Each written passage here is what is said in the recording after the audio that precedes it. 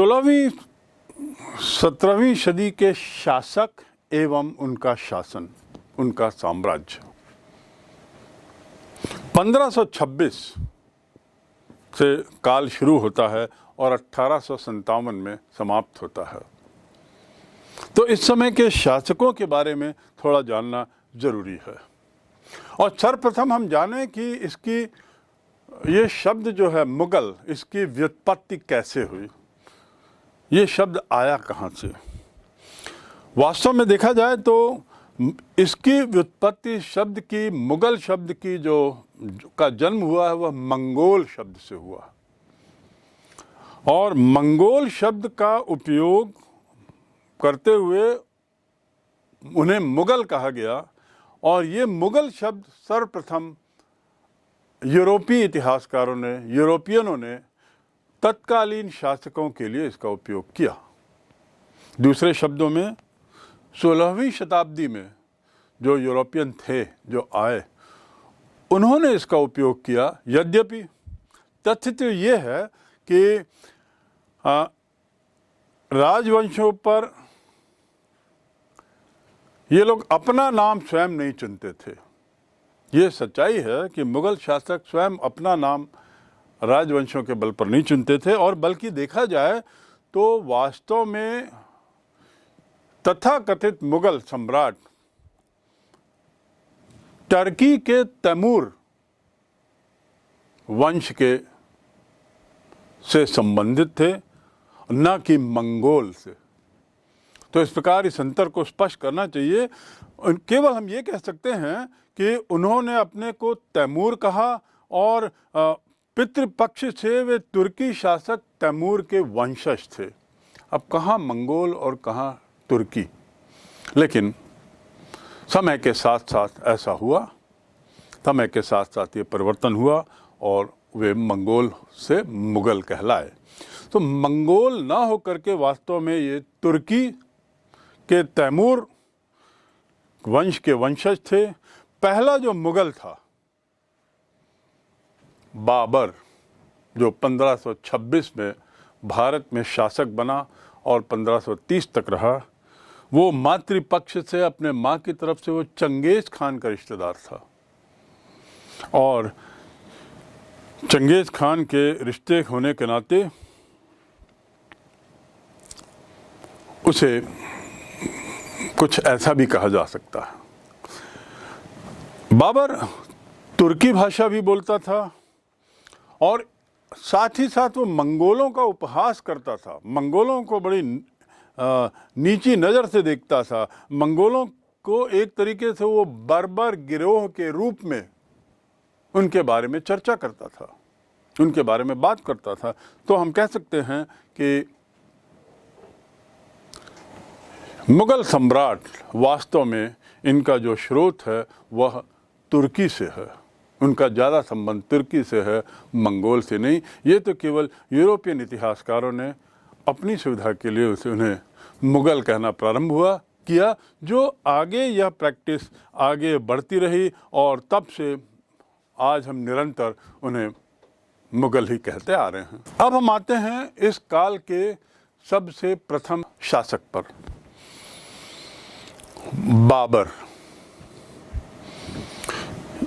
बाबर का आना भारत के इतिहास का एक बहुत बड़ा घटनाक्रम माना जाएगा, क्योंकि इसके आने से, जैसा मैंने पूर्व में बताया, या बाबर के आने से जो नए वंश की स्थापना हुई, उसने हमारे भारत के इतिहास के सभी पहलुओं को निश्चित रूप से छुआ है।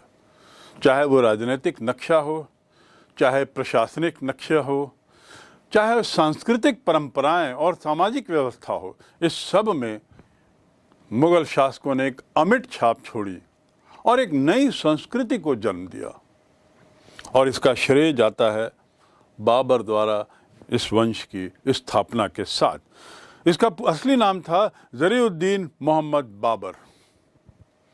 जन्म हुआ 1483 में फरगना में। अब देखिए फरगना कहाँ है, इसे थोड़ा हम गौर से देखें कि हमारे देश से वह कितना दूर है और बीच में कितने अन्य क्षेत्र पड़ रहे हैं। काबुल लगभग बीच में है। तो फरगना में इसका जन्म हुआ और वह भी याद रखेंगे 1483 में। दुर्भाग्य से इसके पिताजी, जो एक छोटे से सम्राट, छोटे से क्षेत्र के शासक थे, उनका ट्रांस एशियाना क्षेत्र जिसे हम कहते हैं, उस क्षेत्र के एक छोटे से राज्य के एक शासक थे, उनकी मृत्यु हुई 1494 में। मतलब बाबर उस समय मात्र 11 वर्ष का रहा होगा। और उसके बाद जो घटनाक्रम बदला, कि परिस्थितियां बदली, उसके जो पिता की मृत्यु के बाद जो वहाँ के सम्राट थे, उमर शेख मिर्ज़ा उनके पिता का नाम था, उनकी मृत्यु के बाद बाबर की दिक्कतों का, बाबर की कठिनाइयों का पहाड़ टूट पड़ा। मात्र वह 11 वर्ष का था। उसके साथ ही उसके सामने दो बहुत बड़ी चुनौतियां आई कि उसके जो संबंधी लोग थे, उन्होंने एक तरीके से उसको छोड़ दिया। जो सैनिक सरदार लोग थे, उन्होंने भी बाबर को त्याग दिया। और इस तरह बाबर की हालत एक अजीब सी हो गई। और इनके सरदारों के और संबंधियों के विरोध विद्रोह के कारण उसकी जो अपनी समस्याएं थी, वो बड़ी जटिल हो गई। अंततः स्थिति ऐसी हुई कि बाबर को फरगना छोड़कर, उस बेकों के विरोध के कारण फरगना छोड़ के जाना पड़ा। और ऐसा करते हुए वह पूर्व की ओर बढ़ा। और पूर्व की ओर आते हुए उसने एक तरीके से उसकी समस्याएं और जटिल हो गई। इसके बाद बाबर ने भरसक प्रयास किया कि वह अपने उस पैतृक राज्य को किसी तरह वापस पाए। और उसके लिए उसने सतत रूप से अनेक वर्षों तक उस क्षेत्र पर हमला किया। हर बार वह फौज इकट्ठी करता था, हर बार वह धन इकट्ठा करता था और सैनिकों को प्रोत्साहित करता था और फिर धावा बोलता था, ताकि उसे अपना वह पैतृक राज्य मिल सके। पर दुर्भाग्य ऐसा नहीं हुआ। और धीरे धीरे धीरे बाबर इस विश्वास पर पहुंचा कि अब फरगना या उसका वह पैतृक राज्य उसे हासिल होने वाला नहीं है। स्थितियां बदल गई थीं। उसकी संख्या भी, उसके फौजियों की, उसके अपने खुद के मददगारों की संख्या भी कम होती चली गई। वह किसी तरह काबुल पहुंचा और काबुल में उसने एक तरीके से अपने को जमाने की कोशिश की। बाबर के विश्वासघाती जो संबंधी थे और जो सरदार थे जिन्होंने विश्वासघात किया, उन्होंने ऐसा करके उस समय की स्थिति को और कठिन, कॉम्प्लेक्स बना दिया, बड़ा जटिल बना दिया था। उसके जो प्रतिद्वंदी थे बाबर के, जो उज़्बेक थे, उन्होंने उसे फरगना से बाहर निकाल दिया। बाबर, मानना पड़ेगा कि इतनी विपरीत परिस्थितियों में भी घबराया नहीं। एक यंग बॉय, यंग लड़का, अपने पैतृक राज्य से भगा दिया जाना, निकाल दिया जाना, उसमें न घबराना और अपना संतुलन बनाए रखना।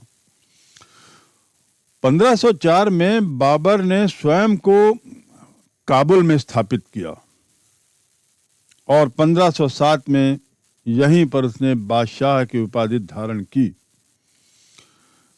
ये मालूम होना चाहिए आपको कि बाबर ने सतत रूप से कई बार प्रयास किया कि वो फरगना का जो उसका अपना पैतृक इलाका है वह उसे मिल जाए, वापस हो जाए।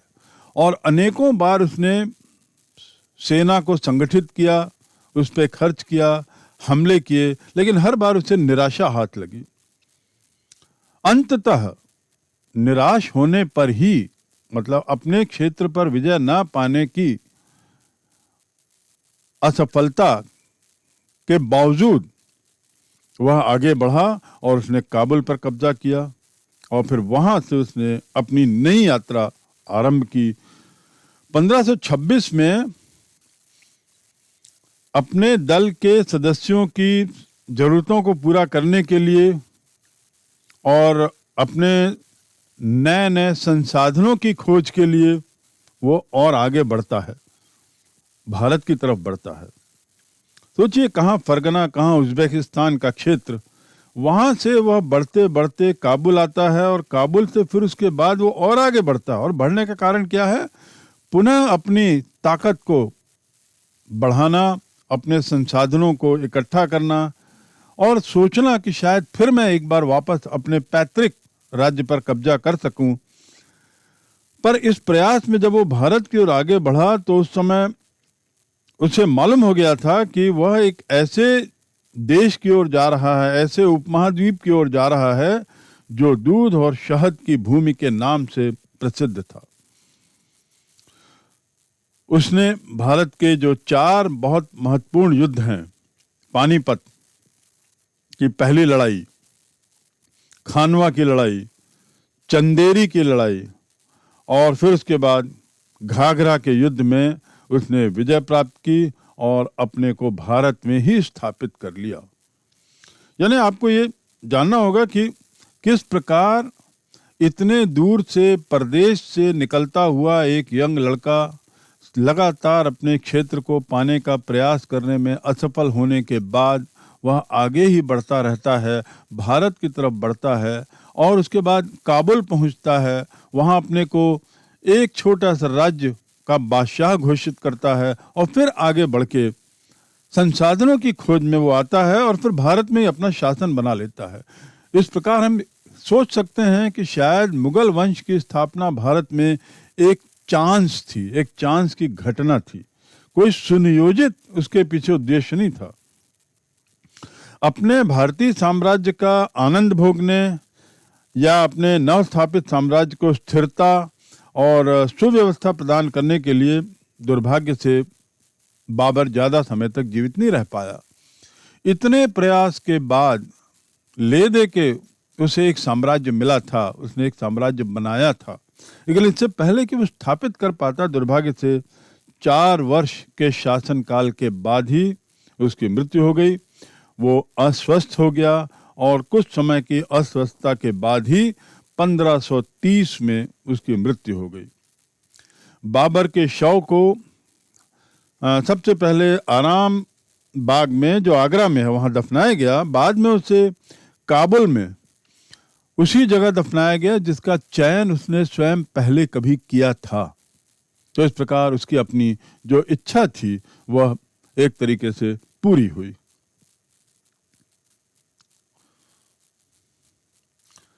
और इसके पश्चात बाबर 1530 में स्वर्गस्थ हो गया। बाबर, ऐसा मानना है कि वह एक लाइब्रेरी में चढ़ते हुए फिसल गया और गिर पड़ा, चोटिल हुआ और कुछ दिनों बाद मृत्यु हो गई। अगला जो संस्थापक शासक बाबर के बाद जिसका नाम आता है वह है हुमायूं। 1530 से 1540 और साथ ही 1555-56, अर्थात हुमायूं ने 2 बार मुगल सत्ता हथियाई, मुगल सत्ता पाई। पहली बार अपने पिता की मृत्यु के बाद उनके उत्तराधिकारी के रूप में। जब बाबर की मृत्यु हुई, उसका जन्म स्वयं का, हुमायूं का 1508 में हुआ और वह भी काबुल में। जैसा मैंने बताया कि बाबर काबुल में काफ़ी समय तक रहा, वहाँ उसका जन्म हुआ। उसकी जो माँ थी, हुमायूं की माँ, हेरात के बादशाह जिसका नाम शाह हुसैन वैकरा था, उसकी पुत्री थी। हेरात एक स्वयं में एक अलग एम्पायर था, एक अलग साम्राज्य था। लेकिन स्थितियां अभी भी पक्ष में नहीं थी। हुमायूं भी स्वयं एक बहुत उम्र में कच्चा था। गद्दी पर आने के बाद उसने दिल्ली में अपना शासन तो जमाया और अपने छोटे भाई कामरान को उसने काबुल और कांधार दे दिया, ताकि कामरान स्वतंत्र रूप से एक शासक होकर इन क्षेत्रों पर अपना अधिकार जमाए और अपना वहाँ साम्राज्य बनाए। उसके बाद उसके दो और छोटे भाई थे, जिनमें एक का नाम था अस्करी और दूसरा हिंदल। अस्करी को उसने सबसे एक अलग क्षेत्र दिया जिसका नाम था संभल, और हिंदाल को अलवर। तो इस प्रकार कामरान, अस्करी और हिंदाल, ये तीनों को उसने कुछ क्षेत्र दे दिए और सोचा कि अब निश्चिंत होकर वह दिल्ली से अपना राज्य शासन चलाएगा और धीरे धीरे उसका विस्तार करेगा। पर उसके बाद ऐसा नहीं हुआ। हुमायूं को प्रति कामरान की सतत ईर्ष्या, हुमायूं के प्रति कामरान का सतत विश्वासघात और कुछ अन्य मुसीबतों ने उसकी तकलीफ़ें और बढ़ाई। हिंदाल और अस्करी, ये लोग भी षड्यंत्रकारियों के पक्ष में थे और षड्यंत्रकारियों से प्रेरित होकर जब तक हुमायूं की दिक्कतें बढ़ाते रहते थे।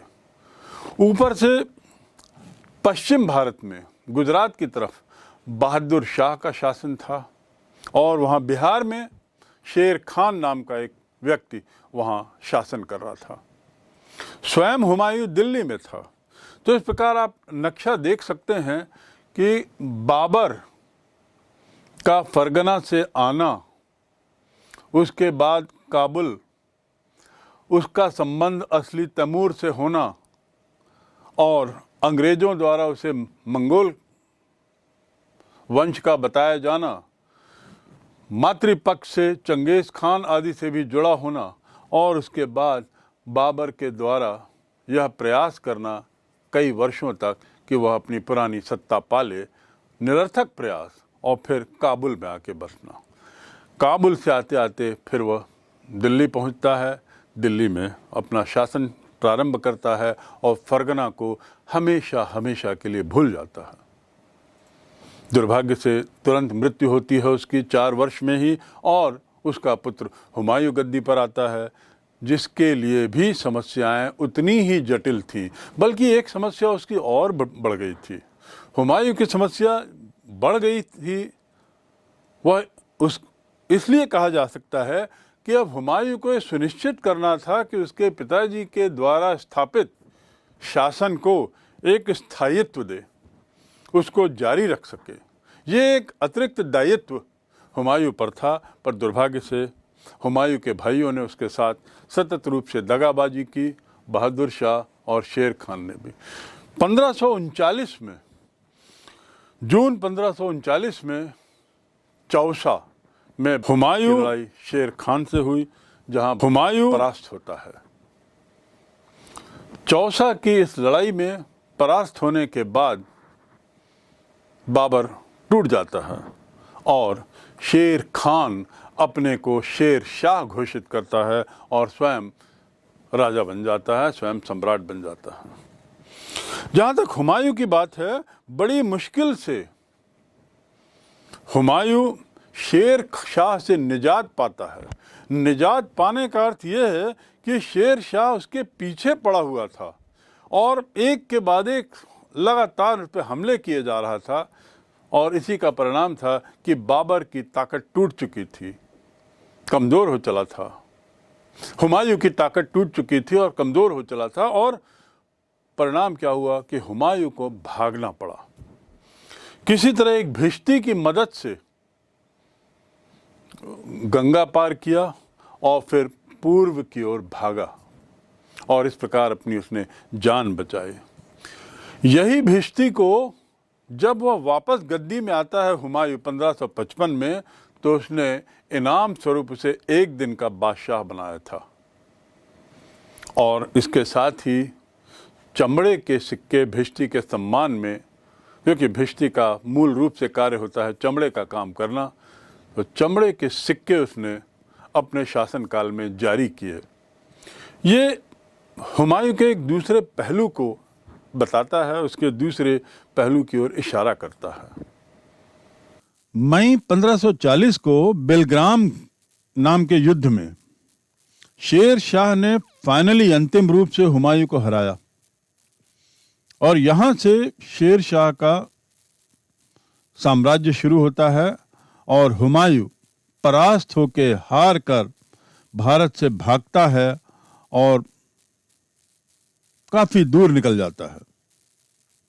भारत में शेर शाह के आने पर अफगान साम्राज्य की स्थापना होती है और 1540 में हुमायूं भागता है 1540 में, और रास्ते में वह विवाह करता है हमीदा बेगम नाम की महिला से, जो फारस के शिया मीर बाबा दोस्त उर्फ मीर अली अकबर जामी की पुत्री थी।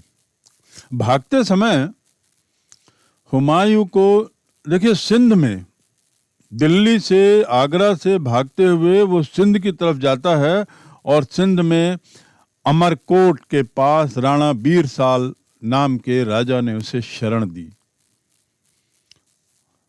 अपनी पत्नी को यहाँ बीरसाल के पास छोड़कर, सिंध में अमरकोट में छोड़कर वह सिंध विजय की ओर आगे बढ़ता है और वहीं 1542 में हमीदा बेगम ने अकबर को जन्म दिया।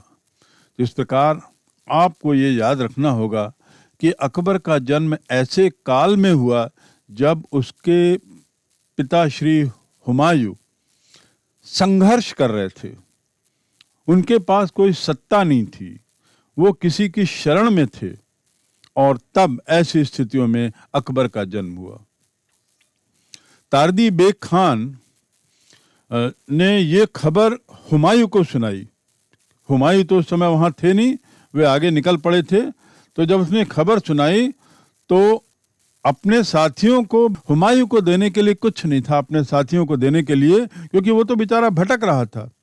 तो उसने क्या किया, एक तश्तरी में कस्तूरी के टुकड़े रखकर अपने साथियों को बांटते हुए कहा कि अपने पुत्र के जन्म पर केवल यही भेंट आप लोगों को दे सकता हूं और मैं आशा और कामना करता हूं कि जिस तरह इस जगह जहां हम लोग खड़े हैं वहां कस्तूरी की खुशबू फैल रही है, कस्तूरी की सुगंध फैल रही है, उसी तरह प्रार्थना है, विश्वास है कि मेरे पुत्र का यश गौरव भी किसी दिन संसार भर में फैलेगा। कैसी कल्पना, कैसी भविष्यवाणी।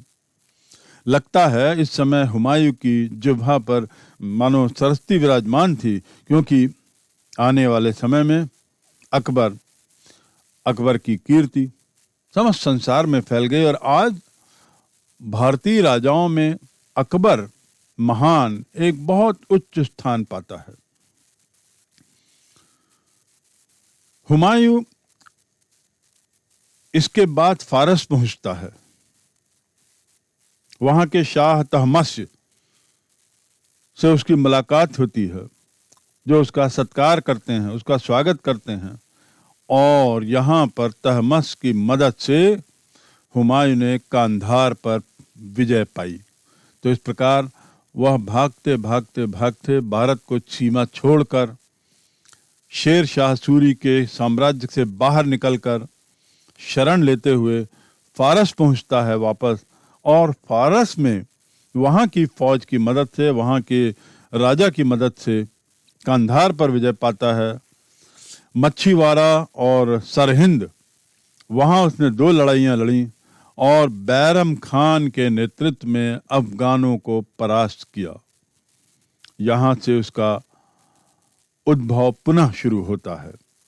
इसके बाद 1555 को हुमायूं फिर से दिल्ली आता है और वहाँ की फौज को पराजित करके दिल्ली की गद्दी, जो 1540 में उसने खो दी थी, 15 वर्ष बाद वापस पाता है। दुर्भाग्य से जैसे मुगल संस्थापक राजा बाबर मात्र 4 साल शासन कर पाया, संस्थापक राजा, उसी प्रकार ये हुमायूं जो ले दे के अपनी गद्दी वापस पाया, 15 साल की सतत लड़ाई के बाद वह दिल्ली की गद्दी पुनः पाने के बाद मात्र 1 वर्ष और जिया। जनवरी 1556 में वो लाइब्रेरी की सीढ़ी पर गिर गया, सीढ़ी से टकरा गया।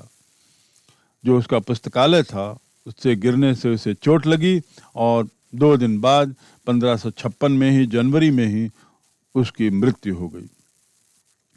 लेन पूल जो बहुत प्रसिद्ध इतिहासकार हैं तत्कालीन शासन के, उन्होंने लिखा है कि हुमायूं गिरते पड़ते इस जीवन से मुक्त हो गया। गिरते पड़ते का अर्थ क्या है? गिरते पड़ते ले दे के कैसे भी करके उसने साम्राज्य वापस पाया था और अब यहां साम्राज्य को खोने में भी उसको समय नहीं लगा। उसके बाद पुनः उसने सत्ता वापस पाई और उसे पुनः खो दिया, इस बार अपनी मृत्यु के कारण। हुमायूं गिरते पड़ते इस जीवन से मुक्त हो गया, ठीक उसी तरह जिस तरह तमाम जिंदगी भर वह गिरते पड़ते लड़ता रहा, चलता रहा, जूझता रहा।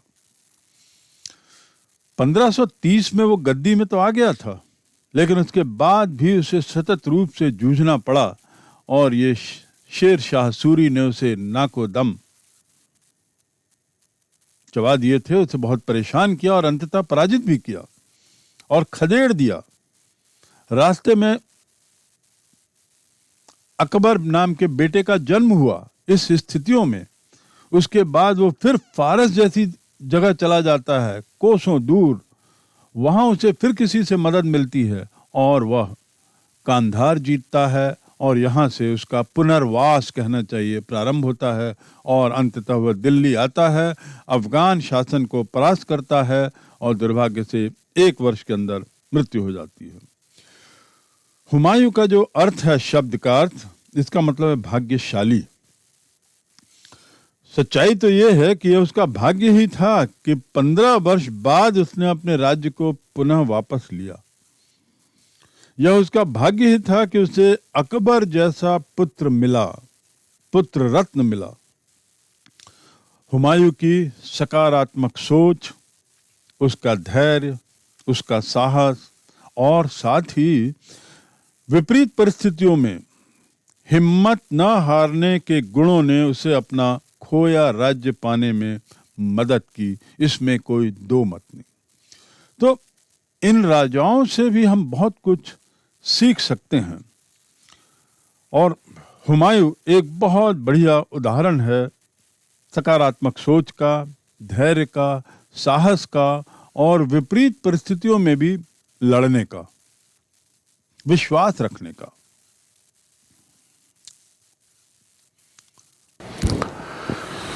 हुमायूं शब्द का अर्थ इंसिडेंटली भाग्यशाली है। वस्तुतः हुमायूं जो है, सच्चाई तो यह है कि हुमायूं बहुत भाग्यशाली था कि उसने 15 वर्ष बाद पुनः अपनी सत्ता वापस पाई। वो भाग्यशाली था कि उसका पुत्र अकबर जैसा पुत्र हुआ जो आगे सचकर बहुत महान निकला। कल्पना करिए उस स्थिति की, यदि हुमायूं दिल्ली का साम्राज्य पूरी तरह खो दिया होता तो कहाँ जाता।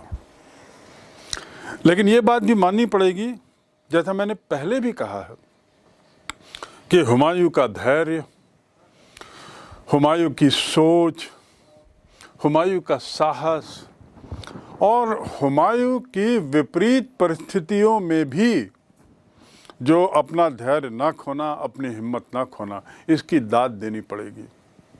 एक व्यक्ति साम्राज्य खोकर परिवार सहित देश से भगा दिया जाए या भागने पर विवश हो जाए, फिर फारस जैसी जगह जाकर वहाँ पुनः अपने को स्थापित करने का प्रयास करे, उसमें उसको मदद मिले। आखिर वहाँ के राजा के द्वारा हुमायूं को मदद मिलना भी तो एक भाग्य की ही बात थी।